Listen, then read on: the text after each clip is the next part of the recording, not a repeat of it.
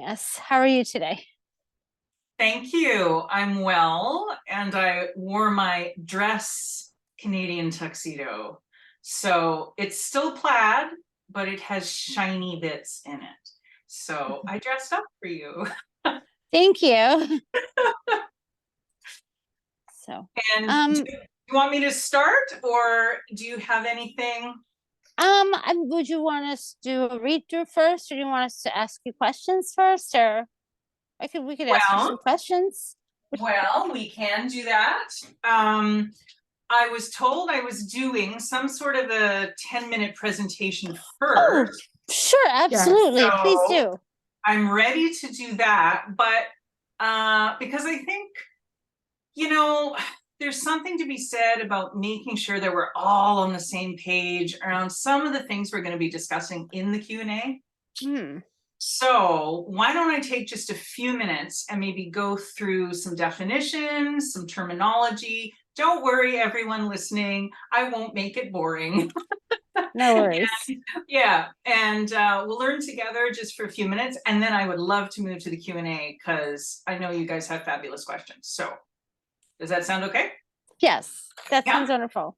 Okay, so let's go here. And thank you for the wonderful introduction. In Indigenous communities, we also have a way of introducing ourselves, which is to speak about the place on the land that our lineage comes from or our nation is located. And often we like to use some words from our Indigenous languages if we have those words and know some of our language. So I will also do that just for 1 second here.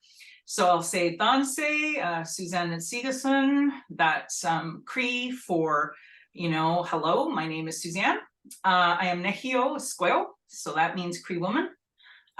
Because the word Cree is actually what the settler colonists called my nation. That's not a word from our language. In our languages, we call ourselves Nehiawak for the nation. That's the plural, people. And so I am a Nehio, so singular, a person. So I'm Nehio Squeo, and my maternal line is Mountain Cree from the Rocky Mountains.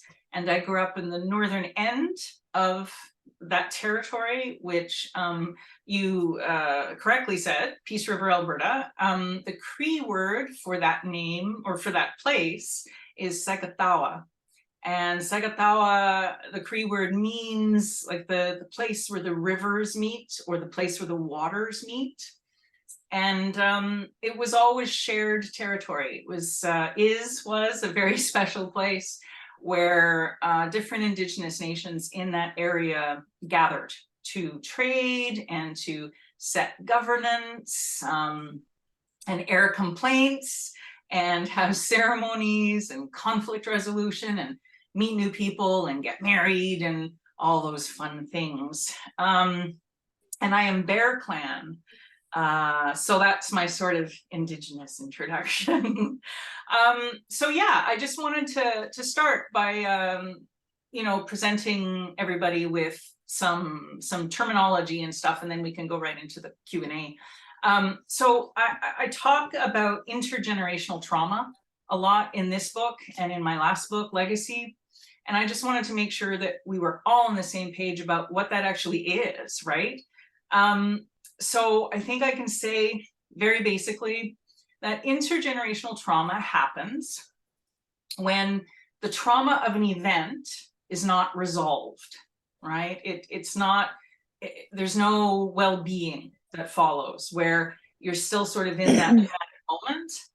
And then that trauma and the trauma of the event, because it's not resolved, it then becomes like internalized. It becomes a part of a person's way of being in the world.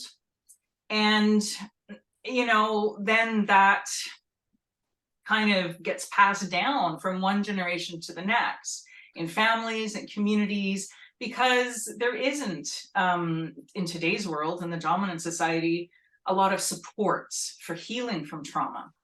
And so when we carry around all of these unresolved emotions and all of this, the actual horror of what has happened to us during traumatic incidents, you know, and then we don't have any support for healing. That creates changes, as I said, in who and how we are in the world, which necessarily means that coping skills and parenting styles and a whole bunch of things happen. And especially when it's how we relate to other people and how we parent children, then of course it gets passed down within families and communities, right? So even though the younger folks may not have experienced the trauma of the elders or the older folks, they're actually acting in the same ways and have learned those same coping skills and ways of being in the world, because that's the way that their parents parent, right? So what else can I say? I think there's different ways that intergenerational trauma is passed down. So it's not going to look the same for each family, each person. I have a question for you about that, about intergenerational trauma. Because my understanding is you've described it as like, you know, they're going through one thing in the 1970s and then you're facing something in the 2010s. But is it also when, you know, you hear these horrible stories where the father was abusive and then the son's abusive and then his kid's abusive? Is that also considered intergenerational trauma? I think it can be, like, if the Okay. father is acting in ways, maybe, and I'm taking a real life example, if an Indigenous person was sent to a residential or boarding school and then was abused by the people who taught at that school, or he was told that he was a terrible person for being Indigenous, all these terrible things that, you know, we hear or heard, Yeah. and his actions in terms of you know, seeking power over others as a way of being in the world, he learned that in the residential school or the boarding school, right? So Right. if he treats his own children like that, yes, I think we can see clearly that it's intergenerational. I Okay. also think I also think that maybe not in every case. I mean, Hmm. I don't want to say that, you know, trauma is the reason for everything, right? Right, right. I mean, I think that there's people who maybe weren't parented very well themselves and never learned how to parent well. That doesn't Hmm. necessarily mean that they have experienced trauma. So Right. I think to answer your question, sometimes, maybe a lot of Okay. times, but not always, Okay. not always. But thank you for bringing up family, the family thing, because I'm kind of obsessed with family dynamics as well as with social history, you know, the ways that, you know, societal things affect the individual. Um, Right. and in terms of family, like when parents, in the example I just gave, when parents sort of project or like externalize their own unresolved emotions, like the terror, anger, fear, and grief that they felt when they were experiencing trauma, when they project that or externalize it onto their children, then, as I said, the younger generations learn to engage in patterns of behavior without any real insight or awareness as to Hmm. the reasons why their parent behaved that way and they behave that way. And Right. that's how intergenerational starts changing our societies and our families, and we sort of normalize that. Yeah. That's really when we talk about healing, where we seek to develop an awareness behind, and that's where story comes in, right? Where we have to kind of get at our narratives, our stories, and we have to say, who am I and what made me? Who are my Yeah. parents and what made them? And then going back and back and back, the story of colonization or the story of anything, you know, any marginalized community in the Americas, and indeed settlers who, you know, have inherited settler colonialism. What are their stories? What were the Yeah. stories of their ancestors? And so there's all of these ways in which, we have to seek that awareness when it comes to intergenerational stuff. And it's all about story, right? And when I was teaching, I saw a lot of stuff, what is called like socio-cultural kind of processes, where it's just that normalization, the stuff that happens. Like when young people, like I think I would say that young people are just complete sponges, right? And if you're a parent or an auntie or an uncle, you know that, right? Just sponges. When young people see and learn these behaviors that they get from older people who've experienced trauma, it can cause them to develop a set of beliefs about themselves and about the world around them, right? So it's also about your belief system, which is sociocultural. And this is also, like, I read a lot of like the Holocaust literature from World War II, because some of these same things apply in the Indigenous experience, right? Because this idea that, if your mom or your dad, it kind of functions in the everyday world with the belief that, oh, the world is unsafe, or people are not to be trusted, or what's another one, like, I am not worthy of love and respect because you were told that, or any of that stuff. Kids will learn that. You don't even have to tell them that, but they will learn that just by seeing you doing that. So healing is all about interrogating these ways, right? And a lot of things, I think the last thing I would say about how intergenerational trauma becomes intergenerational is there's something that happens in the family system. And I think probably everybody taking part in this call has seen this, or maybe experienced this at some time, because children can get really caught up in the emotional issues of their parents. And that lack of boundaries, it teaches children to ignore their own emotional needs in favor of meeting the parent's needs, because the parent feels unsafe. So then the kid has to be a caretaker, or the parent can't parent because they're self-medicating with addictions, right? Or something. And so what that does, though, is it leads to problems with the child's own development as an individual, right? So, there's a real thing that I think a lot of Indigenous people struggle with when we talk about intergenerational trauma, because, and actually there's a Lakota scholar, her name is Maria Yellow Horse Braveheart. She did some of the earliest writing in the 2010s, maybe even the 2000s, around what she calls historical trauma. And that is what I hear and have seen a lot and experienced myself in the Indigenous context, is that these persistent feelings of like absence, like related to ancestors or community members who have been murdered or disappeared or marginalized to the point where they've been silenced and their stories not paid any attention. And, there's a phenomenon that I do write about in both Legacy and Killing the Wittigo, that when we have these persistent feelings of absence, it leads many people who are now dealing with this intergenerational inheritances to almost create suffering in their own lives as a way to mourn those ancestors and keep the murdered and the missing alive. Now, Maria Yellow Horse Braveheart said that, and I've seen that, and I know it to be true.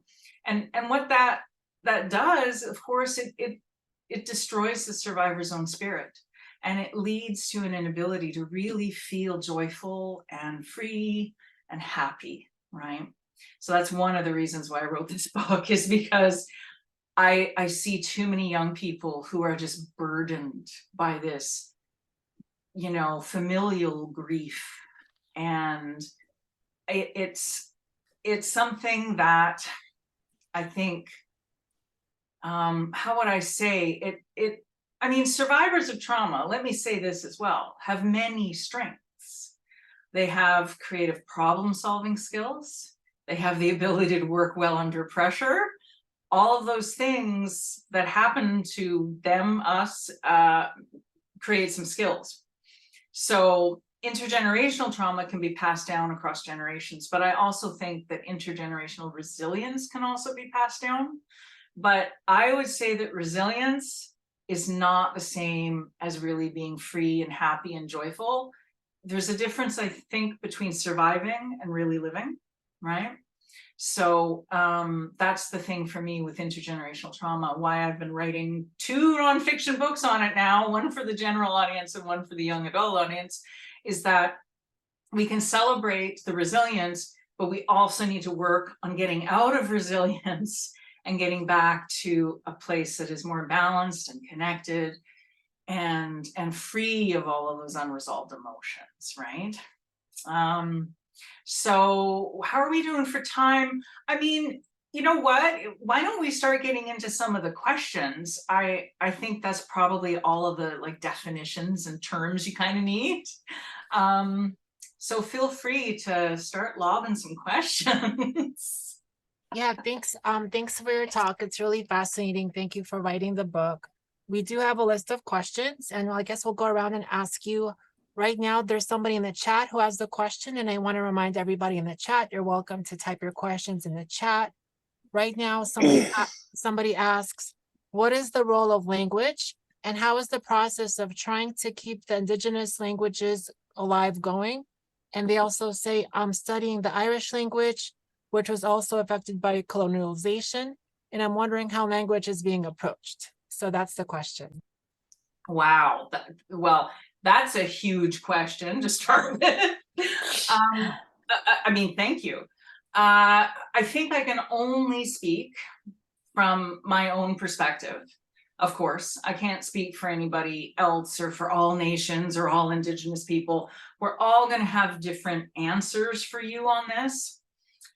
For me, I mean, I think that language is important if you have the time and the means to learn it, and if you are so inclined. This might be controversial, but I myself think that because I'm a social historian, I think that sometimes we can focus too much on certain things, including language or certain cultural practices, at the expense of talking about actual, healing and development. Because I don't think, like if you go to a language class, that doesn't mean, snap your fingers, check off the check mark on the list, oh, I'm healed now. That's not necessarily the same as going to like a healing circle or seeing a medicine person or talking to an elder, or even going to Western style talk therapy or all the things you could do to change, right? So I think we can celebrate our cultures, and if you have the time and the means and the opportunity to study your language, your ancestral language, absolutely, no one would say no to that. But I would caution young people and any people to not confuse that with this is going to heal me, because I have not seen that.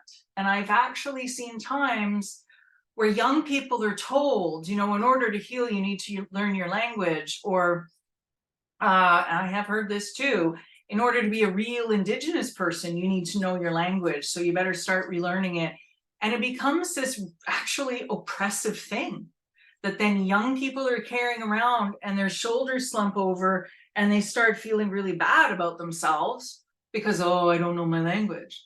Well, it's not their fault that they're living in the middle of a city or off territory, or they don't have the money to take a class, or the local friendship center doesn't have a knowledge keeper to teach it, or all the many reasons why they might not have the opportunity, right?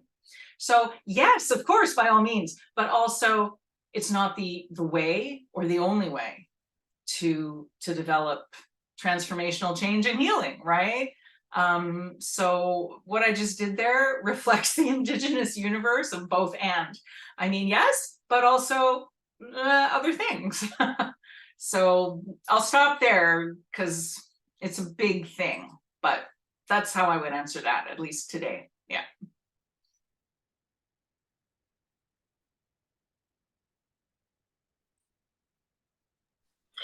Hey, so you pretty much, I felt you answered the question why now before. So my next question is why did you want to include the stories of young people in this book? And why not use examples of experiences from your own life as you did in Legacy? Well, thank you for the question. I'm 55 years old. So first of all, I don't think young people want to read about the life experiences of an old person like me. I think they want to hear about what their peers are thinking and experiencing and what they're doing in terms of healing and making change. I would also say to that, that all Indigenous cultures that I know of stress the importance of cross-generational learning. So older people should always be learning from young people, right? It's not just that the young people get to like talk, you know, down to the youngers. Like we think, you know, Indigenous thought is really about the circle, about reciprocity around balance, right? So older people should always be learning from young people. So in order to write a book for young people, I thought, you know, it's been a good decade since I was in the classroom. I think I need to have some conversations with young people. And I didn't think that I could write a book for young people without talking to actual young people and including their experiences in the book. I mean, I used my age and life and work experience to create the resource, to put in, you know, the knowledge. I feel like there's so much I don't know, but whatever little bit I've learned, I've used that and put it in this book as a resource for them. And so that's the exchange. That's my responsibility to the youngers coming up. But I also wanted their voices to be present inside the book because I knew that our conversations, the conversations that I had with them, needed to be here as well, that I couldn't be just the expert on it. They had to be part of it as well. And then again, I also feel like I'm done writing about my own life. I've never written a memoir. Yeah. I don't want to, but I did include examples. I would want to read it though. Well, my agent keeps saying the same thing. Suzanne, memoirs sell very well. Write a memoir. No. I'm probably going to regret I just said that now because maybe someday someone will finally break me down. But thank you for that, Casper. I feel like I'm done writing about my own life, at least for now, because I used examples from my own life and legacy. And honestly, that was a hard thing, you know, maintaining boundaries, sort of deciding, you know, what do I want the whole world to know? What do I want to keep for myself? What, you know, how can I speak when I'm only one person in a family and my experiences might not reflect the experiences of everyone in my family, you know, all of that stuff. It was a hard thing to put myself in legacy. You know, I'm glad I did, but I feel like I'm done with it now. So, you know, in this book, to answer the question, I felt it was just time to highlight the voices of young people over me. Yeah. Okay. Suzanne, we have another question in the chat. How can we as Indigenous students, scholars, and colleagues learn to interact with settler peers who consistently recenter their whiteness and experiences? Oh, yeah. I want to spend the whole rest of the time talking about this, but I know we can't. Thank you very much for that question. And I'm sorry if you've had any difficult experiences with that. I've had a few.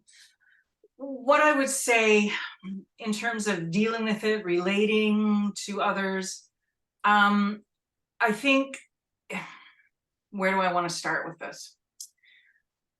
I feel like I should start with, we have to be confident that we can sometimes set, I've talked a lot about boundaries already, but I want to say that word again, the boundaries or the parameters of the conversation sometimes, Because I think Indigenous peoples, we are brought up in a culture of relationships and reciprocity and respect and responsibility, that those are all very common Indigenous values across cultures.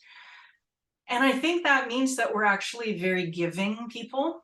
And I think sometimes there's a place for us to say, guess what?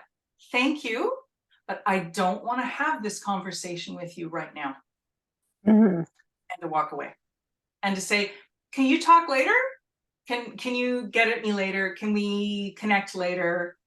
And to be able to say, and I've done this with people where sometimes you also explain, I'm feeling a little bit like this conversation, it's becoming difficult for me. And I want to continue it with you, but I can't do it right now. I'm going to take a step away. And would you mind if we talked about this again at whatever date, right? And just to make it clear that sometimes we get to say no to being educators all the time because it's hard. We're doing our own work on healing. We're doing our own work navigating colonial systems, which are not friendly to us. And we're doing our own work in our families and our communities and all of that stuff. And then, you know, our non-Indigenous colleagues ask us to help them or inform them or educate them on something which is centering their needs over ours. And we're very giving people. We will usually always respond to those requests with very open hearts. But I think we need to, and it's okay. I'm going to tell you, it's okay if sometimes you say, can we continue this another time? I'm just really tired today. And something I just thought of that I'll add on to the end of that as well, is that, you know, in Canada, we've had Orange Shirt Day, which is a thing. You can Google it if you want to know more about it, Orange Shirt Day.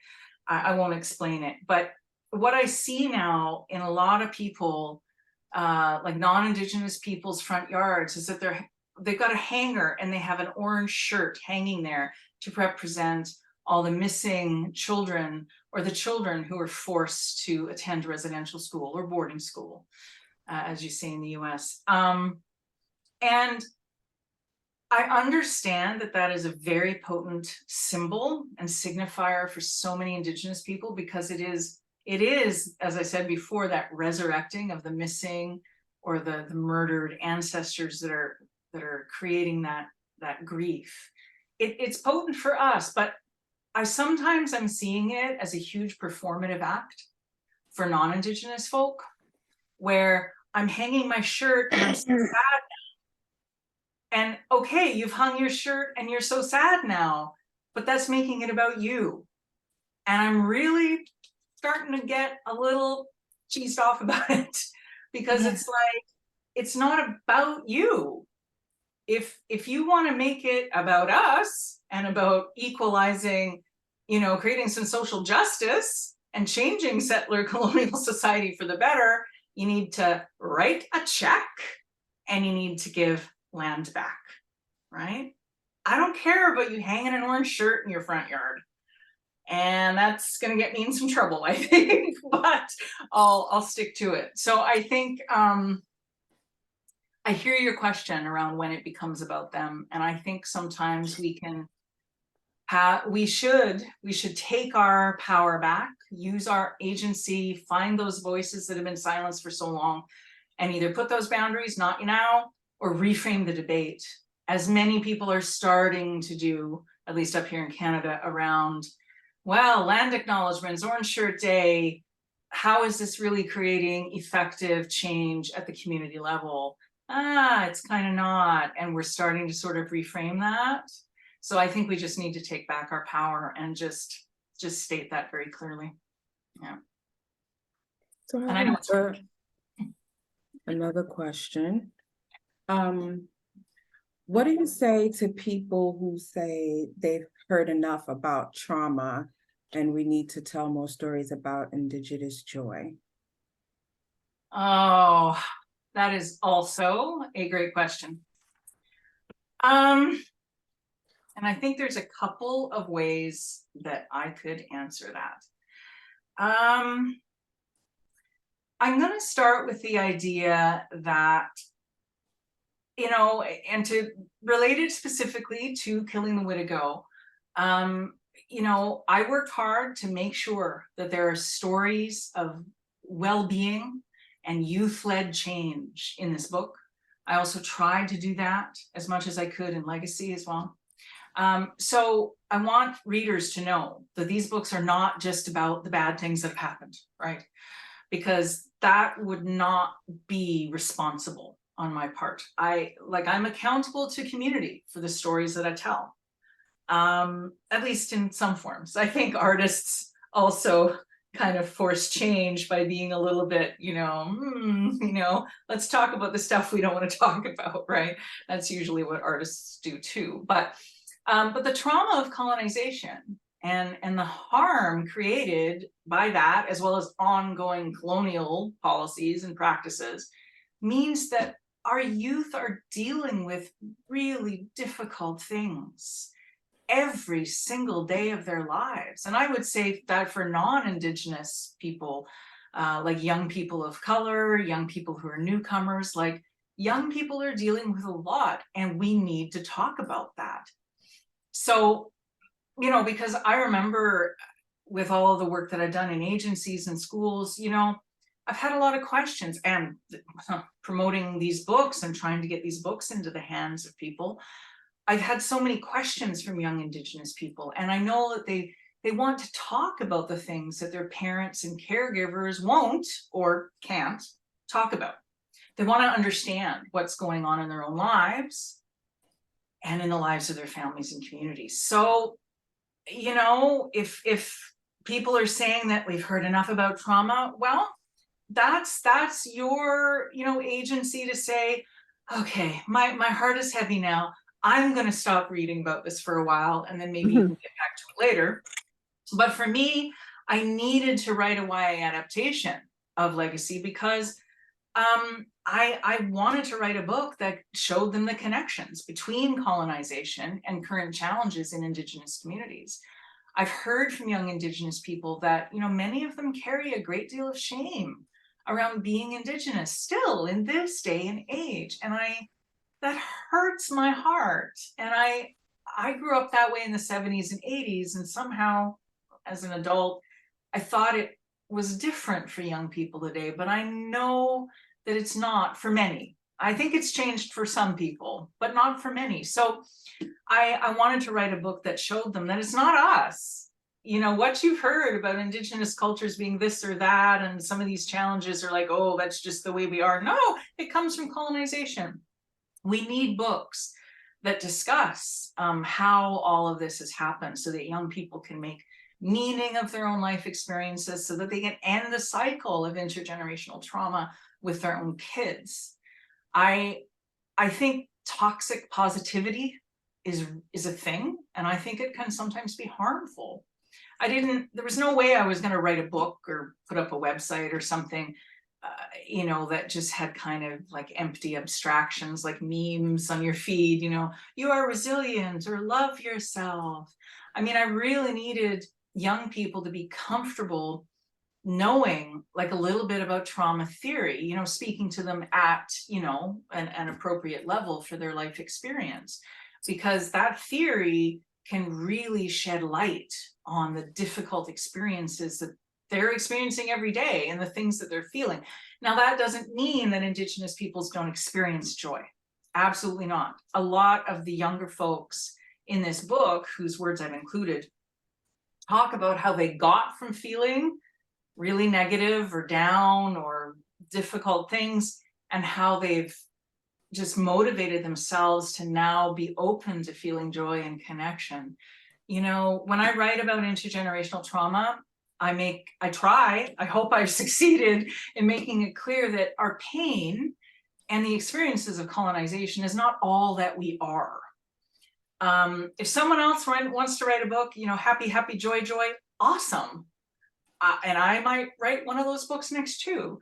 But if I'm going to write a book for young people about intergenerational trauma, I have to really talk about it. And I do balance it with stories of change and joy as well. So I just try to strike that balance. And so I would say to people that we have to reflect, I think art has to reflect real life, right? And in nobody's universe is every day just perfect. We all have our days, we all have things in our families, we all have challenges. So this book had to be real. So what kind of feedback have you gotten thus far from your readers? Have you gotten any feedback from young readers saying, hey, I read your book and I was really moved by it, or anything like that? Yeah, well, it's still new. I mean, the book came out in June.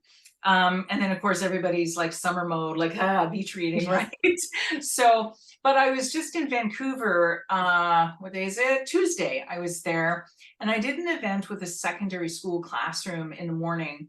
And it was a really diverse, mixed group, 16, 17-year-olds. There were Indigenous peoples from different nations. There were young people who would be racialized as Black. There were newcomers, refugees to Canada. So it was a really lovely, diverse, wonderful group. And I did a couple of readings from Killing the Wittigo, and we had a little discussion over about an hour and 15 minutes or so. And I noticed when I was reading some of the things from the young people who I quote in the book. When I was reading those young people's stories and their words directly, I didn't hear a sound in that group. Wow. And they were riveted. They were riveted. And I was like, oh, yay, right? And then a couple of them had really great questions during the session. And then they came up to me at the end and they said, I really, really want to read this. I've only just looked it over in the library. But I feel like young people are really open to learning new things and to change. And I hope that they'll be able to see that sometimes we have to go through the thinking about the difficult stuff and the feeling of the difficult stuff to get to a new place. But given what I did on Tuesday with this group, I think I've managed to create something that will keep them, interested. And and one person came up to me, this just occurred to me. One person came up to me after the event and she said, when I was flipping through the book in the library, I noticed that you included trigger warnings and like exercises to help us calm ourselves and be mindful. And I was like, yes, you saw all that. And she said, yeah, and I'm really glad that they're there. I'm looking forward to diving into this book because some of this stuff scares me, she said. But now that I know that you're going to warn me when it comes, and there's exercises you've given me that I can read it and then get back to a better place, I can't wait to get into this book. And I was like, yay, you are awesome. So I feel like so far I've heard that it's going well. So yeah. I just have a fun question. We've been talking a lot about intergenerational trauma and things that have been passed down. What would the healing process look like for you? So we're talking, about young people and then going through trauma that might not necessarily been something that they've dealt with personally, but could have been passed down from their parents, parents, and things of that nature. So when we're talking about the healing process, what does that look like to you? What would you recommend if you were talking to young people on how to heal from this type of trauma? You guys are asking great questions. I think healing is going to look different for every person. I mean, in my own work and in my own life, I use is it a model, I guess, created by trauma scholar Judith Lewis Herman. She wrote a book in the 1990s called, is it Trauma and Healing? It's on my shelf here. Yeah, Trauma and Recovery, sorry. And so I've used that in my own life, where you heal from this kind of complex sort of control-based trauma in 3 stages. The first stage is creating safety. The second is remembrance and mourning, which usually involves telling the story. And then the third part of healing is creating a future by creating a new sense of self, apart from all the things you've heard or what you used to feel or what you've inherited in your family as coping mechanisms, and creating new relationships with, you know, other people and with the world, and especially the natural world. And that's meant a lot to me personally. When I read Trauma and Recovery, I mean, I mean, I had my highlighter out, and that was way before I wrote Legacy, right? And I kept trying to, and I guess that's kind of where I got the idea from Legacy, because, you know, I thought, oh, well, that maybe might not work in the Indigenous context, but, you know, and I was writing like notes in the margins. So this idea of finding safety, then telling your story and creating a sense that you have a future and that you can make goals to get there. These were things that I had not thought were possible for me, that I had never experienced, given, you know, what was going on in my family, right? But, you know, as I said, I think healing looks different for every person. And also, I think it can change at different times in a survivor's life, right? Because right now in my life at 55, I'm not so worried about creating safety. I'm not so worried about, you know, creating a sense of self the last 15, 20 years. Wow, since 92, actually, when I went to my first healing circle at Anishinaabe Health Toronto, the Indigenous Health Center. You know, I'm not so interested in that stage of it anymore. Right now, I'm trying to develop a deeper spiritual practice, and I'm trying to create a deeper artistic practice. And for me, that's actually healing, because it's the work I do in the world, right? And it's the work I do to serve community and to connect with community. But I mean, heavens, I've heard so many different clients and students tell me what it means to them. And I do have a list in Killing the Wittigo toward the back of it, that this is what people say healing means to them. So if I remember some of them, you know, for some people, it's like just balancing mind, body, spirit, and emotion, coming to a sense of wellness by experiencing balance. Like, I know what I'm feeling, and I know what my spirit says I should do, and I'm healthy, and, you know, all of these things, and I can manage my emotions, right? I think for some people it's cultural renewal. It is, and that first question, you know, that we got today, it is about learning language. It is about connecting with a knowledge keeper and creating a dance outfit and going to your first powwow or gathering. I think for other people, it can be just about gaining hope, and that I have hope that the world we live in will change. I think for many people, and for me, this was actually a big part as well, healing meant developing a sense of identity and belonging. Because when I was growing up in the 70s and 80s, it wasn't cool to be Indigenous. Heck no. And if you were mixed, as I am, came from a mixed family, I mean, I just told everybody I was Scottish and French. I was ashamed of being Indigenous, right? And then when I got into my 20s and 30s and reconnected with community and figured out my mother's story and my story and all this stuff, developing that sense of identity and belonging. And I didn't know this going in, but it healed my spirit. It made me understand that, oh, you mean my family's not nuts? That I'm not weird? That I didn't deserve what happened to me? This is all colonization, and I'm actually a person with a story and ancestors, and I belong in this community. Oh, I mean, that was transformative to me, right? I think social justice is a way that a lot of people heal as well, like working for change in the community. So changing the processes of how like Indigenous agencies work, or improving social conditions. A talk in Wittigo, there's some young people, I think they're from the Blackfoot Reserve in southern Alberta, and they've created, you know, a community cleanup crew, and they don't have any funding. They don't have any special like marketing or promotions, cards or anything. They just go out with bags and they clean up.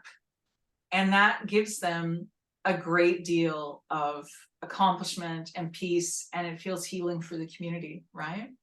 So I think taking up your responsibilities as an individual for the benefit of the collective is a thing for a lot of people in terms of healing. But I think it can change at different points in our lives too. Yeah. Yeah, I agree. I agree with everything you just said. So this book, The Wittigo, right?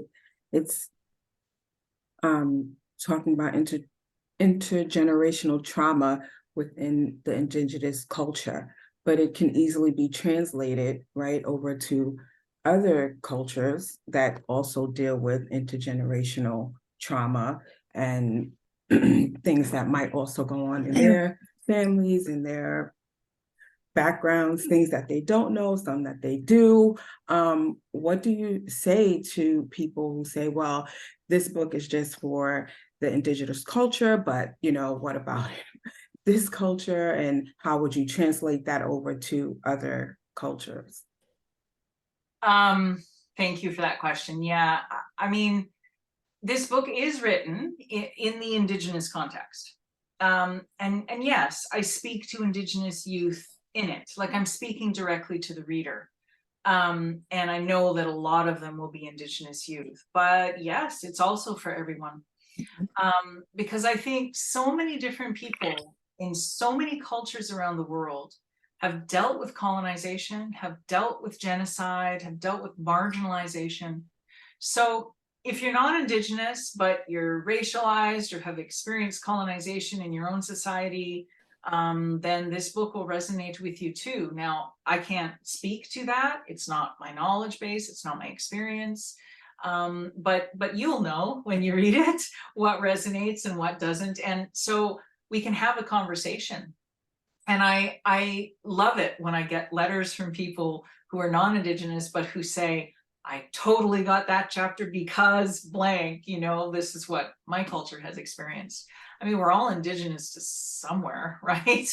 And I think also that, you know, even though I'm writing to Indigenous youth, and I did put this sort of in the welcome, the introduction, that I'm also writing it for all of the people that the young Indigenous reader knows. So by that, I mean, I write for parents, I write for, you know, social workers, I write for doctors and nurses, I write for teachers, or, you know, anybody who... And librarians, right? Yeah, and librarians, exactly. Yes. Anybody who might work with a young Indigenous person, you know, this book is also for you, because yeah, sure, it's talking to Indigenous youth, but you know, you will know how to read that and take out the things that will be effective to you in reaching young people who might be in distress, or who might be searching for their stories, or might be searching for definitions or help in any way. And you know, also I was thinking as I wrote it, that if you're a young Indigenous person, you know, you're going to have friends who are not Indigenous. And so sometimes it's easier to say, and this sort of speaks to that question around, you know, how do we balance, you know, when it becomes about non-Indigenous feelings, and, you know, the conversation is framed around that instead of around us and the needs. You know, it might be easier to just give this book to one of your friends instead of have to educate them all the time, right? So if you're a young person and you have friends who are experiencing or have experienced trauma, if you have Indigenous friends, this book will help you understand what all that means and how you can offer support without putting your friend in that position of educating you. And especially if it's things that they might not even know about, putting them in that kind of difficult position around, you know, feeling like you have to educate others, but you sort of don't know your own culture even because of what has been removed during colonization, right? So yeah, I always write for everybody. I might be speaking to a specific group or writing about a specific context, but I always write it so that it will resonate with anybody who picks it up, because, you know, all artists, we want to reflect the world back to everybody, because that's how we create change, right? Yeah, so it's for everybody, even though it's about Indigenous people and it's written for Indigenous youth. It's also written for everybody. Yeah, thank you. It's been a great talk. You're a great speaker. Thank you for writing your book. I think that's such an important topic, and I'm so glad that you're able to, you know, share us and educate us today. So thank you so much. So what are some of the things that you're working on now, and where can people learn more about you and your work if they're interested? Well, thank you for inviting me. Number one, I was really happy, you know, that you reached out and asked me to be here. It's an honor to speak to you and to your, do you say clients or users of the library? And what I'm working on now, and I have all these piles on my desk and all these files, and I'm deadlines. I'm working on 2 middle grade books. So books for readers that are like between the ages, or well, grades like 3 to 6 or 7-ish, right? Well, librarians, you know them, what a middle grade book is. And one is for Scholastic Canada. And I think it was maybe said in the intro as well that it's part of a new series, a graphic history series. So I'm writing about clean water in the Indigenous context, and I'm trying to make it as political as I can get for the middle reader group. And I'm also working on an Indigenous atlas. And the working title is Indigenous Lands, Waters, and Skies Through Maps. And that's for Kids Can Press. And then I want to turn to some adult fiction so that I can make stuff up. Because I just wrote 2 nonfiction books on intergenerational trauma. Now I'm doing 2 nonfiction books for the middle grades. I love my job. It's an honor, you know, to be doing this work. But, you know, it's involved a lot of research, and especially the map book. And oh my heavens, like so much research, right? So I just want to write fiction so that I can make things up now. So sometime in the next few years, hopefully you'll get a novel or a book of short stories from me as well. So yeah. Sorry, I didn't mean to cut you off, Casper. If people want to find out more about me, easiest way is to go to my website, and you know what I'll do? I will just put the URL in the chat. It's, I gotta make sure I'm going to everyone, but it's SuzanneMethot.ca. So, but I'll put it in the chat in case that's easier for some people. Yeah. And the CA stands for Canada, right? Yeah, it's not .com, indeed. We're up here north of 60. So, or no, we're north of, I don't know my latitudes and longitudes. Correct me. If there are any geographers out there, map makers, yeah, but north of the border. And you know, thanks for bringing that up right at the end here. I always mean my books also to talk about the Americas. I center a lot of my examples in Canada because it's what I know, but I know that Indigenous peoples, like, we don't really recognize the border. Our nations are not necessarily about the colonial border, right? So it's about everything, but yeah, websites.ca anyway. Thank you so much. So thank you again, Susan. Thank you, Shante. Thank you, Christine. And hopefully when you write your more books, we look forward to having you back again. So hopefully you can keep in touch. And hopefully once if you're ever in New York, maybe we can have you in person as well. Absolutely. I would love to. Yeah. I mean, when I'm back traveling, I want to like get a kitted out like railroad car or something, or like a nice like camper van or something, so I can just like drive around and go places. That would be great. That would be cool. Yeah, I'd love to that would be cool. catch up. Yeah. All right, so we'll stay in touch. Thanks everybody for tuning in. Thank you. Enjoy the rest of the evening. Thank you, Suzanne. Bye, everybody. Good night. Thank you for your Bye. questions, Night. everyone. Bye.